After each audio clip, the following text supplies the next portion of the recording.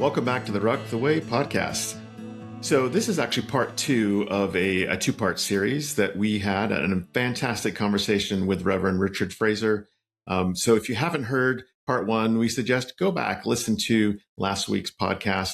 And today we're going to continue with a man who has had quite a pilgrimage in life and is sharing that with us. So enjoy this part two with Richard Frazer. And if you like it, just remember to like and subscribe. Like and subscribe.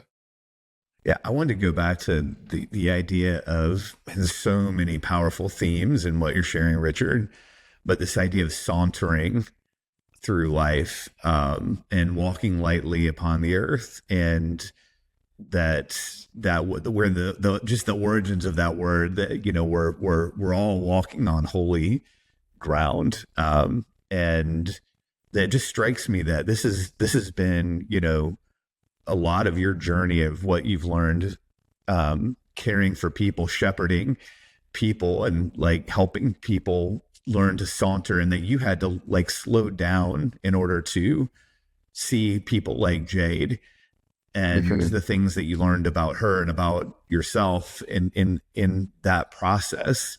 And I'm just curious, like, how have you experienced that same sort of dynamic as you've gone on these longer pilgrimage hikes? I mean, you wrote the book about, it sounds like a longer journey of sauntering, of walking. And I'm imagining it sounds like you met a lot of people along the way. Just curious, how did you experience that, shepherding others on the way? And, Chris talks about, that we need to learn to walk like Jesus at 3 miles an hour. Like our life needs to slow down to 3 miles an hour. And it sounds like that's a lot of what you've learned to do, but now you're shepherding others on these journeys.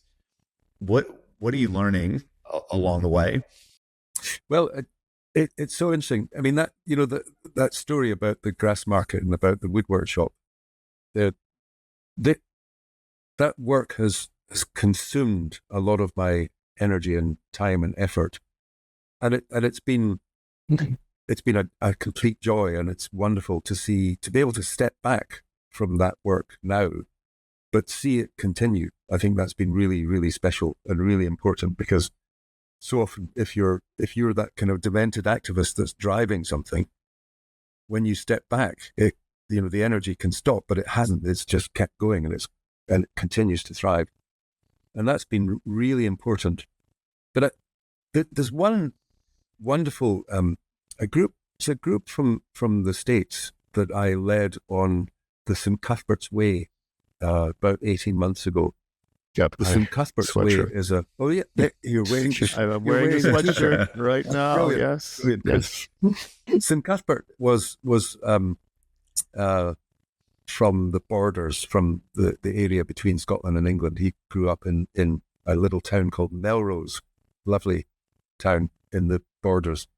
And the walk is a 62-mile walk through the border hills and the border countryside to the island of Lindisfarne, which was where Cuthbert eventually settled as Bishop of Lindisfarne. And Lindisfarne is like a sort of east coast version of Iona, the island on the west coast, off the coast of Mull. It's a very sacred place. It's often called Holy Isle. So the walk with this group from America that I did, there was a woman on this walk who was a real character, and we got on really well. And occasionally in these walks, you kind of you want to give people space, but you also it's really important as the kind of person that leading it that you chat to everyone for a little while and you give them space. And this woman said something really interesting to me, and I think I'd like to think it's attributable to the discipline of pilgrimage that I've learned over the years. She said, as we walked together and chatted, she said, "I like the pace at which you walk. I feel I can communicate with you. And sometimes when I'm walking with some other people, I struggle to get my words out." And and I think it was Descartes or someone said, my brain only works when I'm moving my feet, And It's great. And there have been these moments when leading these pilgrimages with people, being able to kind of slow down sufficiently and move at a pace that enables the person beside you to feel that they can kind of get into a groove of not just a walking pace, but also a kind of mental space where good communication can take place, has been something that I've really learned over the years. And I feel sort of quite proud of myself that more than just this one woman, several people have said that to me. And I think what pilgrimage has given me is a sort of a kind of release from that demented activism that has so characterized my ministry for so long. And the idea of and again, I think one learns this from Jesus, that it's so important not to be, as a preacher, you're there giving information the whole time, Sunday by Sunday, whereas on a pilgrimage, you do so much more listening than talking, so much more kind of giving people the space in order for them to reflect. And I think there's something really important about that in ministry, all forms of ministry, because it's so easy as a preacher, and I've been preaching now since I think I preached my first ever sermon in 1983, so it's quite a while ago. But it's been so refreshing to realize that that actually you don't necessarily have to say that much. Mm-hmm. And one of the real privileges for me of especially the last 25 years of ministry is that I've almost never been without a student or a probation or someone who's being formed for ministry. And quite often they've said to me, so what do you say when you go to deal with a funeral? When you meet a family in the midst of tragedy. And I found myself saying, don't go in with a whole bunch of words. Just be there. Because if you're still for long enough, they will begin to talk. And then it will be hard to stop them, And I think that's been a real characteristic of Jesus' ministry. He was a preacher, of course. He had things to say, important things to say. But he was also really good at listening, really good at hearing people, and really good at recognizing that, that we're not in control of the Holy Spirit as ministers of religion. The Spirit is subversive and will not allow herself or himself or whatever gender term you want to use for the Holy Spirit, will not allow herself to be imprisoned by a dogmatic structure. There's an essential freedom to the Spirit, I think. And we don't always get that. We don't always practice that. And that's where walking with people has really helped. Sort of getting outside of the walls of the church and getting on the trail. You mentioned something earlier when you were talking just about the shift to understanding life as a journey and not necessarily a destination as much as like we're a people who've sort of arrived in life, or we're pretending that we've arrived, but instead that like we're really embracing this idea that we're just along the way. And I love the way you described that even as the shepherd, even as the teacher, you're also along the way, that you're journeying with people, whether that's Jade at the wood shop or that's other fellow pilgrims. As there's something just really beautiful about that. One of my kind of theological heroes was a man called Donald McKinnon. And I got to know him. I mean, I when I say I got to know him, when I went to be the minister at St. Macher's Cathedral, he would come to services there occasionally. He'd been a professor of divinity at Cambridge, and he was a towering figure in theology. Didn't write a huge amount, but it was a real honour to get to know this guy a little bit. And then, not long after I arrived in Aberdeen, he died. He was already in his 90s then. But one of the things that that Donald McKinnon talked about was the way in which the Christian Church, when it became the official religion of the Roman Empire, adopted the clothes of empire. Mm-hmm. And to some extent, the apparel of a Galilean peasant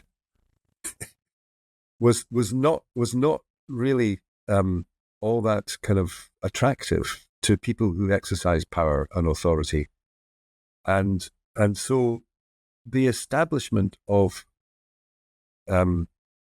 cathedrals, as much as I love, cathedral worship, and I loved being minister of St. Macher's Cathedral, as much as I love the kind of establishment of the institutions of religion, and as important as these have been in terms of the spread of Christianity over the best part of 2,000 years, there's something about the primitive church that I think we need to rediscover, and that is the idea that what Christians were called in the early centuries was people of the way. And when you build an edifice, beautiful, some beautiful cathedral churches all over Europe, but they kind of put a full stop on a journey. This is up, we've arrived. Here we are, and I think that that there's something about faith as pilgrimage and I think in these days that we're living through, it's something that we're having to learn. When I was on the Camino de Santiago, I got chatting, as you do, to a whole host of different amazing people, and one of them was an Australian woman who worked with Aboriginal children in Australia, and she's on a break, just having a chance to kind of recharge her batteries for what was incredibly challenging work back in Australia. So we were talking about our faith journeys, and she said that she'd been brought up as a Catholic, but she said she no longer went to church. And I said, yeah, there's a sort of crisis of faith in the West. And she stopped me in my tracks, and she said, Richard, there is no crisis of faith. There may be a crisis of faith in the institutions of religion, but just look at these people. They reckon that there's 500,000 people a year walking to Santiago now. These are all people, not absolutely all of them. Some of them are doing it because it's it's on their bucket list of things to do. But even people who don't necessarily profess a faith will finish up at Santiago and saying, something happened to me, and I need to spend the rest of my life working out what it was.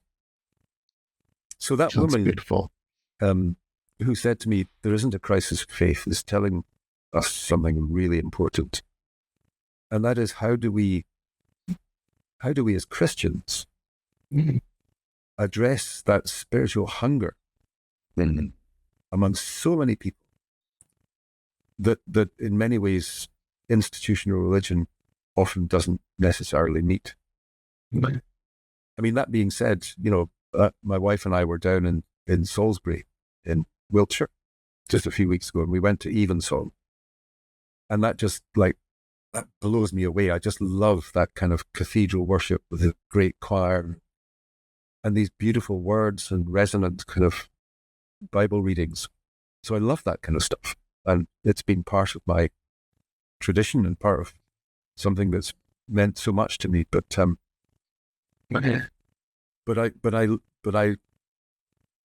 I'm so concerned that we need to meet people and learn from people who are on the edge of our faith communities.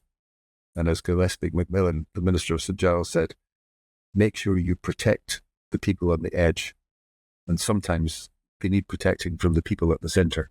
Yeah, I love that idea of being able to meet people along the way. And I mean, just your experiences on the Camino, as I'm recalling them from your book, were so deeply moving to me, and just how you were meeting people, but also what you were learning along the way, the things that you as a man, but as a minister and as a leader, were taking into yourself. And I wanted to ask you about one particular movement or moment that, even though it's been several years since I read the book, really has remained with me. And it's at the very sort of beginning of your walk, where I think you pushed it a little bit too hard. Your feet were covered with blisters. I'm not sure what day this was into the Camino walk, but you ended up at a hostel where you met a man who actually cared for you in that moment. So in that moment, you were kind of that man on the margin, who had physical need, who was in great pain. And I just remember being so moved by how you described how he tenderly cared for you. So I'm just wondering, as you walked on the Camino and as you've been a minister, what has been the space and place of pain, and what have you learned from it? Yeah, I mean, that was an extraordinary experience. And the guy, everyone talks about the Camino de Santiago, but in France, it's called the Chemin de Saint-Jacques. And the guy that I met was called Jacques. And he's a banker from Bordeaux or somewhere like that. Very elegant man. And the next morning, after he'd tended to my feet, I said, I came on the Chemin de Saint-Jacques, but I didn't expect to meet Saint-Jacques. He was completely quite moved by that, because he was on a journey himself. I didn't say this in the book, but his journey was dealing with the breakdown of a marriage. And his wife, he's told me his wife still loved him, but didn't like the man he'd become. But I think there's an extraordinary thing about Jacques. When you're, and this is just about being a minister. This is about a lot of us in life, especially when we enjoy a bit of success, or we're kind of, we're employed for our competency. Sometimes that can be quite. Sorry, I've just realised the sun's wheeling round. That we ever take sun for granted in Scotland. You never take it for granted. No, exactly. You appreciate it when you get it. Embrace it. Yeah, absolutely.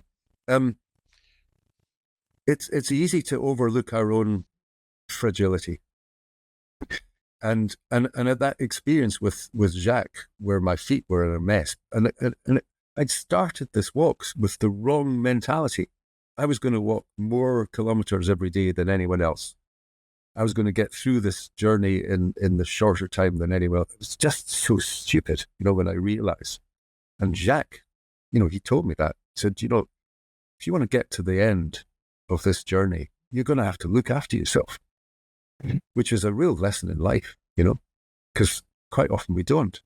Quite often we're these demented activists. We're this kind of like driven people that we burn ourselves out. And I've known so many people who've done that, So that was a real lesson. And then there's this other thing about being someone who is used to being the person to help people through a difficult, challenging moment, at a funeral, or, it's, and I think I was brought up in the, in the 1980s when I was at New College. Ministers were being told, you've got to have all these competences, and you don't need any help because you've been trained and you've been sort of educated and you can deal with everything. And of course, so many ministers I've come across over the years have crashed and burned because they're not. We're all as fragile as anyone else. It's crazy to think we're not. And somehow, when that guy ministered to my feet, it turned the tables, and I began to feel a little bit about how it must have felt for the disciples of Jesus on that Maundy Thursday, when Jesus wrapped a towel around his waist and did the most menial thing that it was possible to do, which is to wash his disciples' feet. And I think they found that quite challenging and quite uncomfortable, because, we're your right-hand man, Jesus. We should be out there sorting out the world, bringing about the kingdom. And Jesus says, let me do this to you. Let me minister to you. And my goodness, we all need ministered to. But sometimes it's taken almost a lifetime to learn that. Yeah, that line that you just said sticks with me, that we're, just as fragile as anyone else. And I think there's that trajectory in everything you've shared today, Richard, that just a growing awareness of our own fragility, of our own sense of being on the way, of our own need. And that, like, you only get that when you're doing the walking too, when you're sort of exposing yourself to the way. Yeah. And that when we stay sort of seated in places of authority or places of institution, it's easy to convince ourselves that we're immune from the difficulties of the world or something. When we're not. Yeah. And what a dangerous place that is. It is. Yeah. There's something that I'd be interested to share with you, actually. Jesus telling his disciples to listen, or telling Nicodemus to listen to the wind. And I've just been writing. I just this morning sent off some scripts to the BBC. They've asked me. I do these broadcasts for the BBC every now and again, and I'm doing what they call Prayer for the Day, which is broadcast at 6:00 in the morning. I often think nobody's listening; everyone's tucked up in bed, but I enjoy doing them, and I'm doing them for Holy Week this year, in the week running up to Easter, and it's a privilege to do them. And it's surprising how much feedback you get from people. But there's a story that I think is really interesting, where in the run up to Jesus' arrest, the disciples are really anxious about what's ahead. They're not necessarily really fully understanding what's going to happen, and they're sometimes they're rebelling against what Jesus is saying is inevitable, because they don't really understand him. And then there's this moment when they hear this voice, a voice of reassurance, and a lot of us will just sort of say, well, you don't hear voices booming out from heaven, And actually, I think one of the things that it's so easy for rational people to kind of dismiss stories like that, because it seems a bit implausible, that a voice comes from heaven saying, "This is my beloved son with whom I'm well pleased," and this is going to happen. And when I was on the Camino de Santiago, I don't know if you read this and remember it, Chris, but I was walking along one day, and I felt this kind of urge to.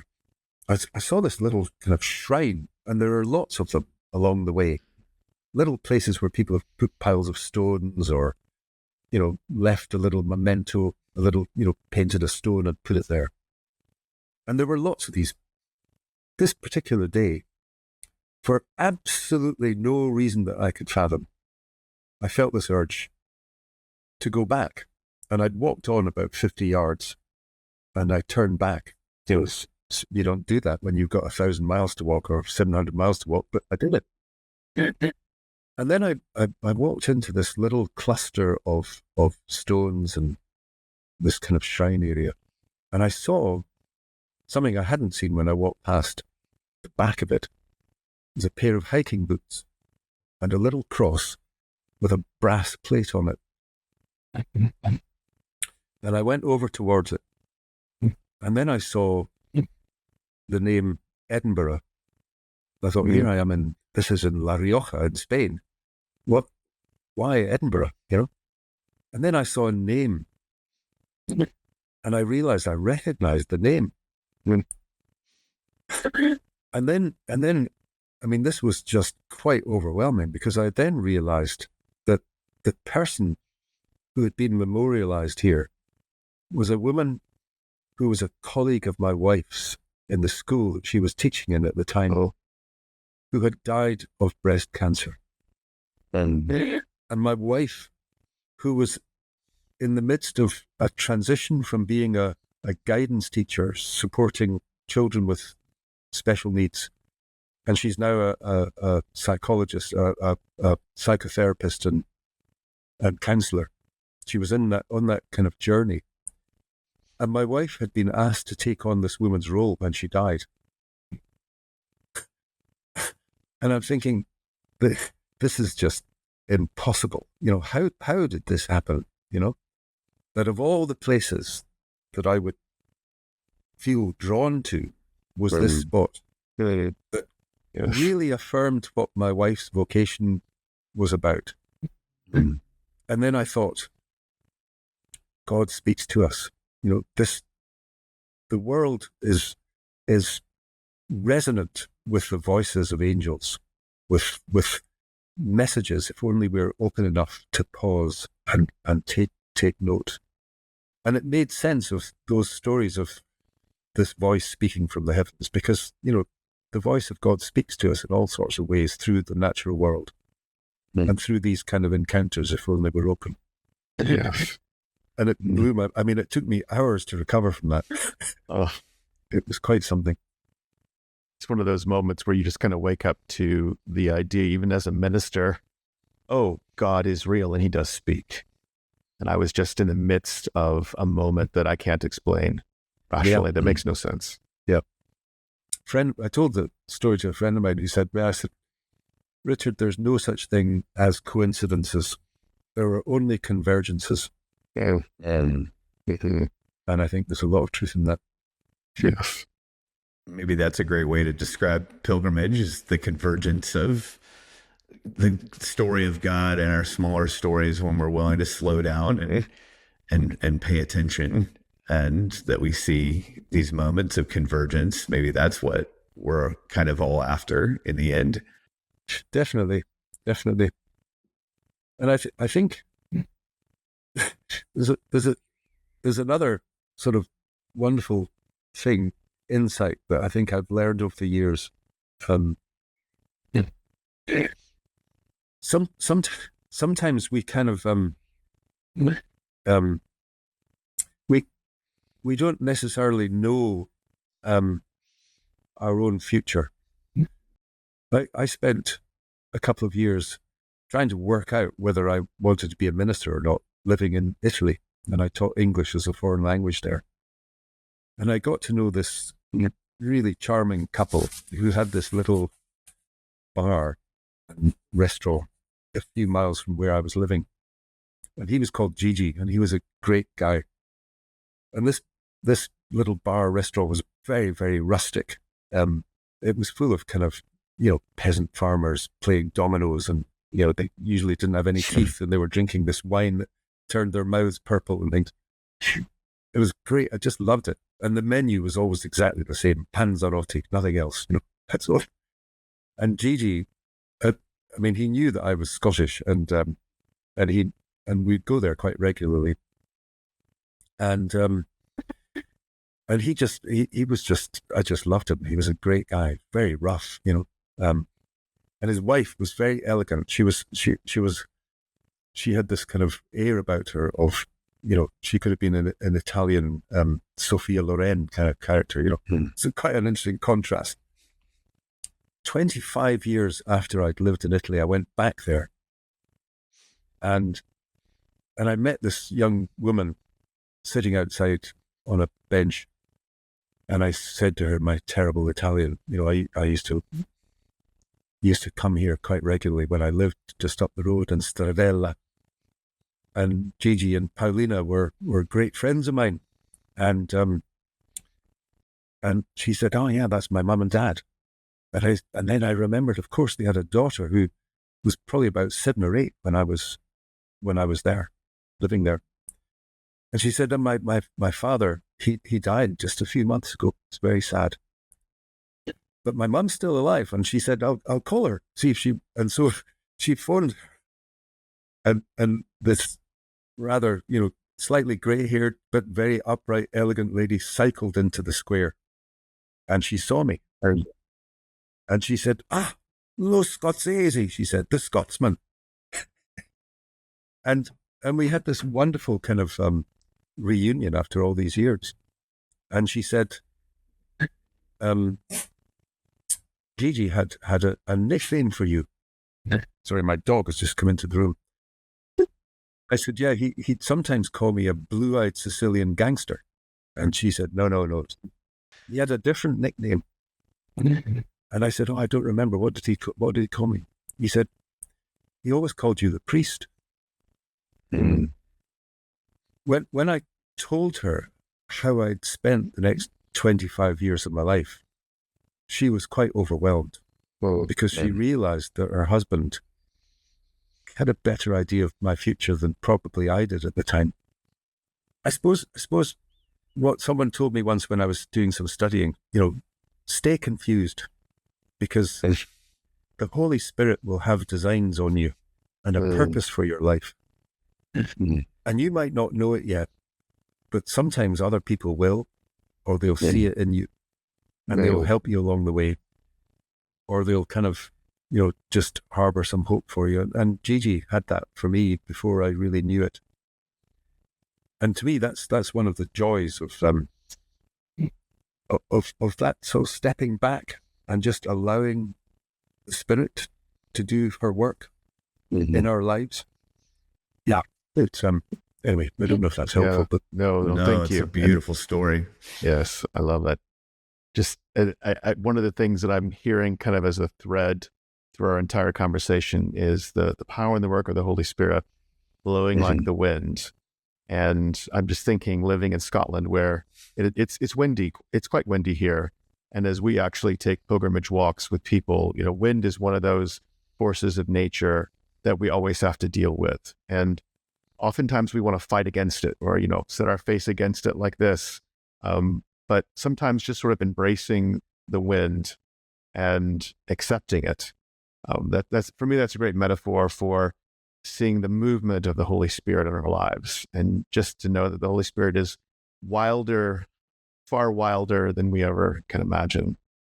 And just to see that in your pathway too. And I know our time here is kind of coming to a close, but I think it's a fitting close. I just have appreciated that our time together, Richard, to hear your story, and also just to see again that your life is pilgrimage. Even hearing these stories from your earlier parts in Italy, and sort of this, even a seed of calling that maybe you didn't even recognize at the time, but to see how it's worked its way out in different parts of Scotland and in these incredible historic churches and on pilgrim trails and in being on the margins with the poor and the ones that the society would discard.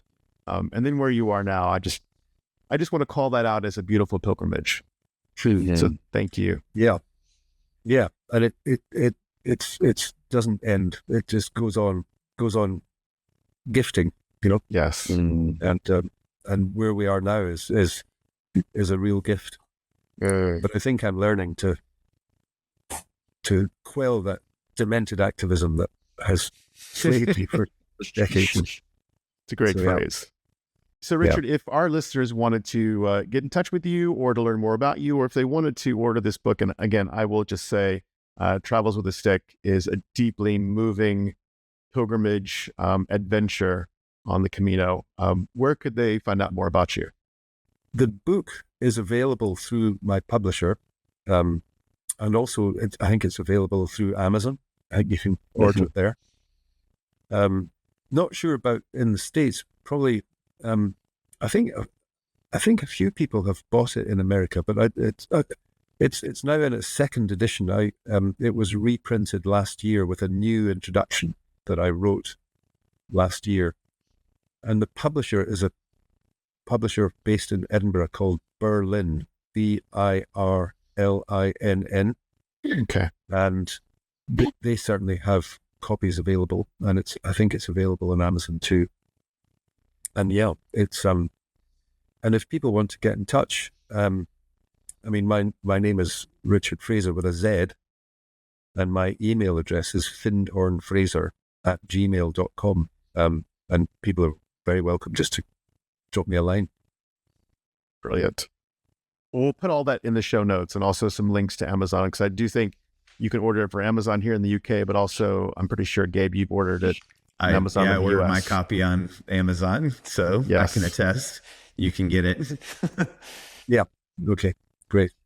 Yeah, and it's got a wonderful introduction by a fellow pilgrim called Alistair McIntosh, who is a spiritual writer and activist in Scotland. He's a good friend, and he very kindly wrote a very generous introduction to the book. And he's a great writer too. Fascinating guy who's written a lot about Celtic culture and also about the whole business of climate change. And he's got some interesting insights about the climate crisis that we're currently facing. So it was good of him to write that introduction. Yeah, I look forward to reading that. Well, again, Richard, thank you so much. Thank you for being a kind and gentle guest here on Ruck the Way today. And we always finish our podcast with a phrase that I think you probably would resonate with here, Richard. We say, let the walk Do the work.